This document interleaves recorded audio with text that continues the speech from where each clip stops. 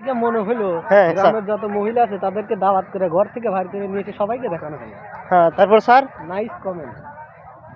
এই খেলার মধ্যে সবচেয়ে বেশি দর্শক ছেলে না মেয়ে না পুরুষ না মহিলা কোনটা? বিদেশিরাই বেশি।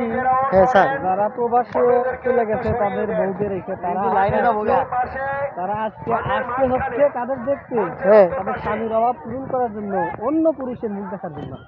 আচ্ছা আচ্ছা, তাহলে ঘটনা দাঁড়ালে তারা খেলা দেখতে আসে নাই, না, মূলত তারা আসছে পুরুষকে দেখার জন্য নাকি? আচ্ছা স্যার, তাহলে খেলা পরিদর্শন করে আপনাদের এটাই বুঝলেন, এর থেকে বেশি কিছু বুঝেন নাই? না এর থেকে বেশি কিছু বুঝলাম না। খেলা সম্পর্কে কি বুঝলেন? খেলা দেখে ভালো লাগলো, গ্রামের ঐতিহ্যবাহী খেলা, হ্যাঁ, মানুষকে আনন্দ দিলে, বিনোদনও দিলে। অনেকদিন পরে অনেক সুন্দর একটা বিনোদন পাইলেন এই কাজ কামের ফাঁকে। কাজের ফাঁকে হুম।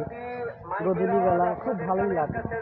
ও আচ্ছা স্যার, এখন কি আমরা চলে যাইতেছি না ফাইনাল খেলা দেখবো? ফাইনাল খেলা ফিনিশিং লাইনের দিকে যাচ্ছে। স্যার আমরা তো শেষ প্রান্তে চলে এসেছি স্যার। এখনো যায়নি, আর একটু আছে। স্যার আমার মনে হয় তো আমি শেষ প্রান্তে আছি। ওকে, তাহলে আমরা এখন দাঁড়াই, স্টপ করি। আচ্ছা ঠিক আছে স্যার। এখানে দাঁড়াও, তাই